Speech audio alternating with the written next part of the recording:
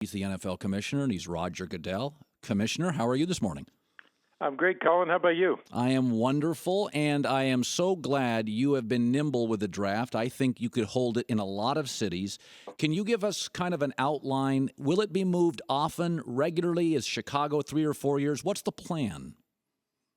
Well, we're still developing the plan. You know, we had a great experience, obviously, in New York for several years. And when we decided to move it to Chicago, we set a new standard for the draft.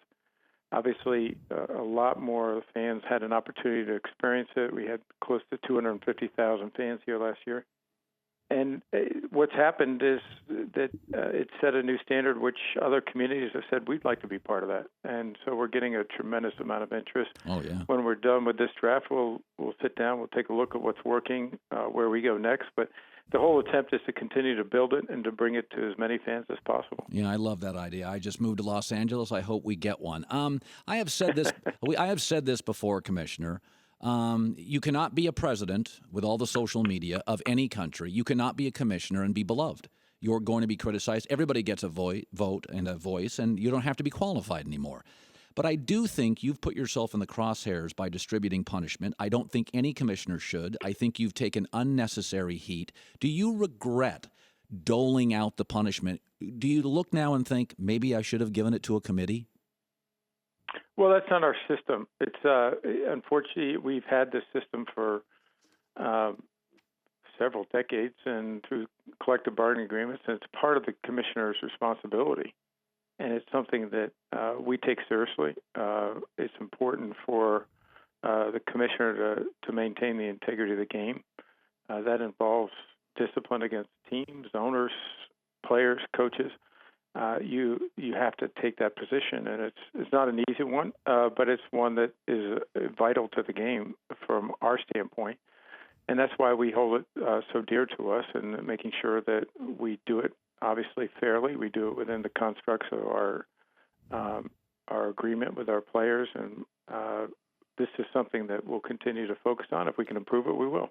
You know, it's interesting. I know people that know you, and they speak highly of you. And I have said before is I don't see you outside of football. I don't think the league's done a particularly good job to humanize you, because the people I talk to, that's not the narrative I get.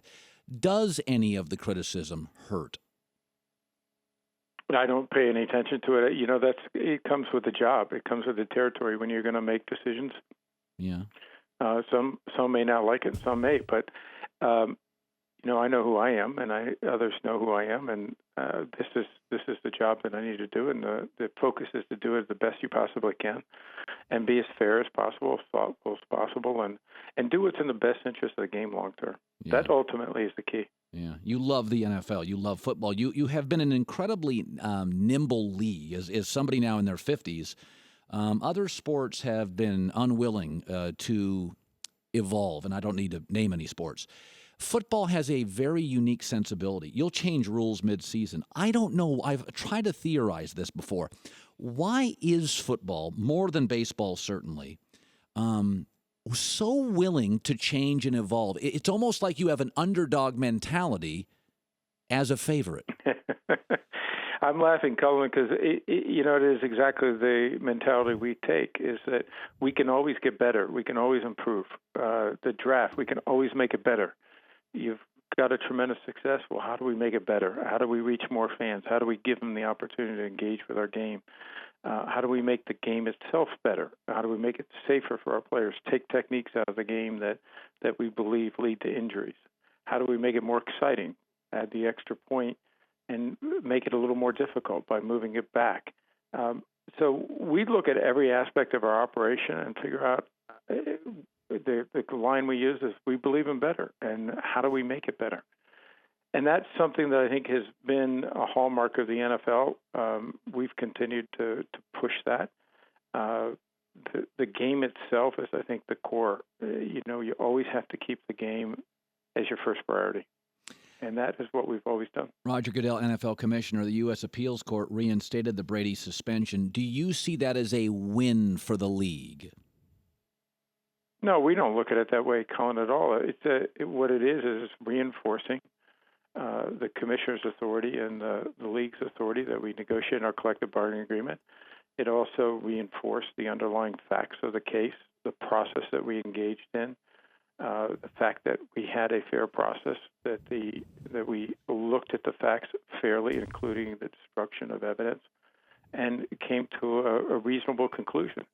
And the courts made that clear in the Court of Appeals. Mm-hmm. They made it clear that the district court got it wrong last summer, which we felt from the moment that decision came down. And that's why we appealed it. Yeah. But we have established that you are an incredibly nimble league. What if a very convincing owner of who that you respected said, let's lower it to 2. It's bad PR. It seems too harsh. Would you listen to him? I listen to everybody and try to take all those. But we've had these discussions. This was an issue just about a year ago. Yeah. I think right after I left the draft. And, when we make these decisions, it's with a tremendous amount of thought, a tremendous amount of consideration. Our staff worked very hard on it. And I think that we have given that full consideration. Yeah. And we're careful, and this is where the commissioner's authority is important. We don't allow individual clubs to influence an outcome with respect to discipline, because it can affect other clubs. The rules of the league, obviously the competitiveness of the league, that's handed to the commissioner by the 32 clubs for exactly that reason, to avoid any club getting a competitive advantage. So while I listen, I obviously will take anything into consideration, and sometimes it's meaningful. Sometimes there's another point that is, in my view, more powerful, or our staff's view more powerful. But you have to balance that, and recognizing, Colin, that it's not likely that I'm going to find a solution that everyone's going to agree on. That's right, obviously. Right. Roger Goodell, NFL Commissioner. You've had a lot of wins. Listen, the league, in my opinion, has never been safer. Although it's not ideal, it's a violent league. This is the reality of the sport. People do get hurt sometimes. I also believe the league is financially as strong as it's ever been. I say all the time, it's the number 1 TV show on 5 networks. The NFL network is significantly better as far as a product today than 5 years ago. You've got the NFL in Los Angeles.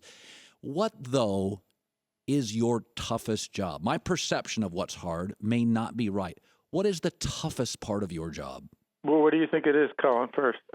I think it's balancing the egos of 32 billionaires who are billionaires because they are alpha and they're aggressive and they're smart and they get their way all the time, and they don't always get their way with Roger Goodell. I think the balancing act is very difficult.